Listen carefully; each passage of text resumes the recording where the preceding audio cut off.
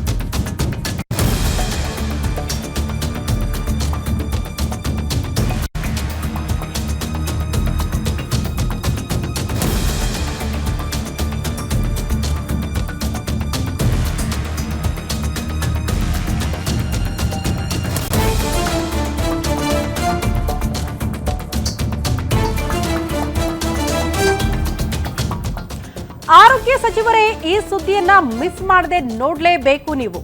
ಸರ್ಕಾರಿ ಆಸ್ಪತ್ರೆಯಲ್ಲಿ ಇದೆಂಥ ಅವ್ಯವಸ್ಥೆ ಅನ್ನೋದನ್ನ ರೋಗಿಗಳು, ಜನಸಾಮಾನ್ಯರು ಪ್ರಶ್ನೆ ಮಾಡ್ತಿದ್ದಾರೆ. ಈ ರೀತಿಯಾದ್ರೆ ಬಡ ರೋಗಿಗಳು ಇನ್ನೆಲ್ಲಿಗೆ ಹೋಗ್ಬೇಕು ಹೇಳಿ? ಸರ್ಕಾರಿ ಆಸ್ಪತ್ರೆಗಳಿರೋದೇ ಬಡ ಬಗ್ಗರಿಗೆ ಅಂತ ವಾಣಿವಿಲಾಸ ಆಸ್ಪತ್ರೆಯಲ್ಲಿ ರೋಗಿಗಳು ಪರದಾಡ್ತಿದ್ದಾರಂತೆ. ರಾಜ್ಯದಲ್ಲಿ ಶುರುವಾಗಿದೆಯಾ ಜೀವ ರಕ್ಷಕಗಳ ಕೊರತೆ ಅನ್ನೋದು ಪ್ರಶ್ನೆ. ಔಷಧಿಗಳ ಕೊರತೆಯಿಂದ ರೋಗಿಗಳು ಪರದಾಡ್ತಿದ್ದಾರೆ. ಇದು ಒಂದಾ ಇವ್ರು ಸಿಗೋದೇ ಇಲ್ಲ, ಇವೆರಡು ಔಷಧಿ ಇಲ್ಲಿ ಸಿಗೋದೇ ಇಲ್ಲ. ಇಲ್ಲ ಐತಲ್ಲ ಸರ್, ಇದು ಸಿಕ್ಕಲ್ಲ. ಇದು ಯಾವ್ದಮ್ಮ? ಇಲ್ಲ ಕಣಮ್ಮ, ಅದು ಇಲ್ಲ, ಇದು ಖಾಲಿ ಆಗಿದೆ, ಇದು ಬಂದಿಲ್ಲ, ಸ್ಟಾಕ್ ಇಲ್ಲ. ಅದು ಸರ್ ಸರ್ಕಾರ ಕೊಡುತ್ತೆ, ಏನಕ್ಕೆ ಕೊಡಲ್ಲ? ಸರ್ಕಾರ ಬಜೆಟ್ ಕೊಡಲ್ವಾ? ಮೆಡಿಸಿನ್ ಯಾವಾಗ ಬಂದ್ರು ಇಲ್ಲ ಇಲ್ಲ ಅಂತ ಹೇಳ್ತಾರೆ. ಇಲ್ಲಿ ಮುಂದೆ 4 ಜನ ಹೋಗಿದ್ದಾರೆ ಸರ್. ಇವತ್ತು ಸಪ್ಲೈ ಇಲ್ಲ ಅಂತ ಹೇಳ್ತಾರೆ. ನೀವು ಓವರ್ ಆಲ್ ಹೇಳ್ಬೇಕು ಸಿಎಂ ಸಾಹೇಬ್ರಿಗೆ, ಸಿಎಂ ಸಾಹೇಬ್ರಿಗೆ उन्हें है कहते वो ये भी नहीं है. हेलो एक लागा ಸರ್, ಇದು ಯಾವುದು ಔಷಧಿ ಇಲ್ವಾ? ಇದಿಲ್ವಾ ನೋಡಿ, ಇದು ಹಾಂ ಯಾವುದು ಇಲ್ವಾ ಔಷಧಿ ಇಲ್ಲಿ? ಅಲ್ಲ ಇವ್ರದ್ದು ಇಲ್ವಾ? ಪ್ರಶ್ನೆ ಮಾಡ್ತಾ ಇರೋದು ನಾನು. ಪ್ರಶ್ನೆ ಮಾಡೋ ಹಕ್ಕು ನನ್ಗಿದೆ, ಆಯ್ತಾ? ಇಲ್ಲ ಅಂತ ಕೊಟ್ಟಿರೋದು. ಬಿಪಿ ಮಾತ್ರನೂ ಇಲ್ಲ ಅಂತ ಕೊಟ್ಟಿರೋದು. पेट शुगर पंप जिसके गोलियां होना सो बीपी केस नहीं है सर. ನೀವು ಸಪ್ಲೈ ಮಾಡಿಸಿ ಎಲ್ಲರಿಗೂ ಅನುಕೂಲ ಆಗುತ್ತೆ, ಒಳ್ಳೆಯದು. ಎಲ್ಲರೂ ಬಡವರೇ ಬರೋದಿಲ್ಲಿ ಸರ್. ಒಬ್ರು ಕೇಳಿದಾಗಲೇ ಅದು ಪ್ರಾಬ್ಲಮ್ ಅರ್ಥ ಆಗೋದು. ಅವರಲ್ಲಿ ಇಲ್ಲ ಅಂತಾರೆ, ಕಡಿಮೆ ಅವೈಲಬಿಲಿಟಿ ಇಲ್ಲ, ಸ್ಟಾಕ್ ಇರೋದು, ಅದೆಲ್ಲರಿಗೂ ಅನುಕೂಲ ಆಗುತ್ತೆ. ತಾವು ಸರ್ ಇಲ್ಲಿ ನಾನು ಇಲ್ಲಿ ಸೀನಿಯರ್ ಟೆಕ್ನಿಕಲ್ ಆಫೀಸರ್ ವರ್ಕ್ ಮಾಡ್ತೇನೆ. ನಾನು ಸರ್ಕಾರ ಬರ್ದಿವಿ, ಇಲ್ಲಿ ಮೇಡಮ್ ಬರೋದ್ರೆ ಸಪ್ಲೈ ಮಾಡಲಿಲ್ಲ. ಬಿಡಿ ಸರ್, ಮಾಡಲಿ, ಎಲ್ಲರಿಗೂ ಅನುಕೂಲ ಆಗ್ತದೆ ಸರ್. 4 ಜನ ಕೇಳಿದಾಗಲೇ ಇಲ್ಲಿ ಪ್ರಾಬ್ಲಮ್ ಗೊತ್ತಾಗುತ್ತೆ ಸರ್. ಯಾವ ಸ್ಟಾಕ್ ಬರುತ್ತೆ? ಇವ್ರೊಬ್ರಿಗೆ ಕೇಳ್ತಲ್ಲ, ಎಲ್ಲರಿಗೂ ಅನುಕೂಲ ಆಗ್ತದೆ. ನಾನೊಬ್ಬನ ಕೇಳ್ತಾ ಇಲ್ಲ ಸರ್, ಜನರಿಗೆ ಅನುಕೂಲ ಆಗಲಿ ಅಷ್ಟೇ. ತಪ್ಪು ನಾನು ಹೇಳ್ತಾ ಇಲ್ಲ ಸ್ವಾಮಿ, ನಾನು ಇವೆಲ್ಲ ಕೇಳಿ ಮಾಡ್ಕೊಟ್ಬಿಟ್ಟಿದ್ದೀನಿ. ನಿಮ್ಮಿಂದ ಒಬ್ಬ ಕೇಳಿದ್ರೆ 4 ಜನಕ್ಕೆ ಅನುಕೂಲ ಆಗುತ್ತೆ.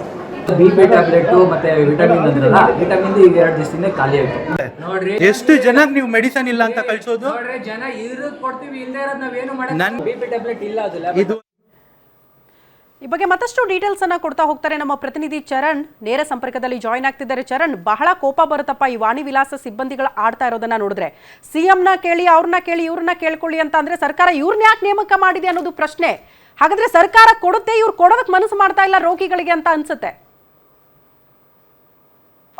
ಎಸ್ ಶ್ರುತಿ, ಪ್ರಮುಖವಾಗಿ ವಾಣಿವಿಲಾಸ್ ಆಸ್ಪತ್ರೆಯಲ್ಲಿ ಈ ಹಿಂದೆಯಿಂದ ಕೂಡ ಈ ಒಂದು ಸಮಸ್ಯೆ ಎದ್ದು ತಾಂಡವ ಆಡ್ತಾ ಇತ್ತು. ಪ್ರಮುಖವಾಗಿ ಏನು ರೋಗಿಗಳು ಹೋಗಿ ಔಷಧಿಯನ್ನ ಕೇಳಿದಂತಹ ಸಂದರ್ಭದಲ್ಲಿ ಔಷಧಿಗಳು ಇದ್ರು ಇಲ್ಲ ಅನ್ನುವಂಥದ್ದು, ಮತ್ತೆ ಒಂದಿಷ್ಟು ಖಾಸಗಿ ಆಸ್ಪತ್ರೆಗಳಿಗೆ ಮತ್ತೆ ಖಾಸಗಿ ಕ್ಲಿನಿಕ್ಗಳಿಗೆ ಈ ಒಂದು ಮೆಡಿಸಿನ್ ಅನ್ನ ಖರೀದಿ ಮಾಡಿ ಅಂತ ಹೇಳಿ ಬರೆದು ಕೊಡುವಂತಹ ಪ್ರಕ್ರಿಯೆ ಕಳೆದ 5-6 ವರ್ಷಗಳಿಂದ ಕೂಡ ಈ ಒಂದು ದೂರು ಆರೋಗ್ಯ ಇಲಾಖೆಯ ಒಂದು ಮೆಟ್ಟಿಲಲ್ಲಿತ್ತು. ಆದ್ರೆ ಈ ಒಂದು ವಿಚಾರದ ಬಗ್ಗೆ ಆರೋಗ್ಯ ಇಲಾಖೆ ಯಾವುದೇ ರೀತಿಯಾದಂತಹ ಕ್ರಮವನ್ನ ತೆಗೆದುಕೊಂಡಿರಲಿಲ್ಲ. ಮತ್ತೆ ಇದರ ಜೊತೆಗೆ ಆರೋಗ್ಯ ಸಚಿವರು ಇದರ ಬಗ್ಗೆ ಗಮನವನ್ನ ಹರಿಸಿಲ್ಲ. ಮತ್ತೊಂದು ಕಡೆಯಲ್ಲಿ ಏನು KSMSC ಅಲ್ಲಿಂದ ಒಂದು ಟೆಂಡರ್ ಅನ್ನ ಕರೀಬೇಕಾಗಿತ್ತು, ಟೆಂಡರ್ ಅನ್ನ ಫೈನಲ್ ಕೂಡ ಮಾಡಬೇಕಾಗಿತ್ತು. ಆದ್ರೆ ಅದರ ಬಗ್ಗೆ ಕೂಡ ಈ ಒಂದು ಆರೋಗ್ಯ ಇಲಾಖೆ ಗಮನ ಹರಿಸದೇ ಇರೋದ್ರಿಂದಾಗಿ ಒಂದಿಷ್ಟು ವಾಣಿವಿಲಾಸ್ ಸೇರಿದಂತೆ ಬೇರೆ ಬೇರೆ ಆಸ್ಪತ್ರೆಗಳಲ್ಲೂ ಕೂಡ ಈಗ ಔಷಧಿಯ ಕೊರತೆ ಶುರುವಾಗಿರುವಂತದ್ದು. ರಾಜ್ಯದಲ್ಲಿ ಮೆಡಿಕಲ್ ಎಮರ್ಜೆನ್ಸಿ ಶುರುವಾಗುತ್ತಾ ಅನ್ನುವಂತಹ ಒಂದಿಷ್ಟು ಪ್ರಶ್ನೆಗಳು ಶುರುವಾಗಿದೆ. ಇದರ ಜೊತೆಗೆ ಪ್ರಮುಖವಾಗಿ ಸಾಮಾನ್ಯ ಮಾತ್ರೆಗಳು ಅಂತ ಹೇಳಿದ್ರೆ ಪ್ಯಾರಾಸಿಟಮಾಲ್ ಆಗಿರ್ಬಹುದು, BP ಟ್ಯಾಬ್ಲೆಟ್ ಗಳಾಗಿರ್ಬಹುದು, ಇದರ ಜೊತೆಗೆ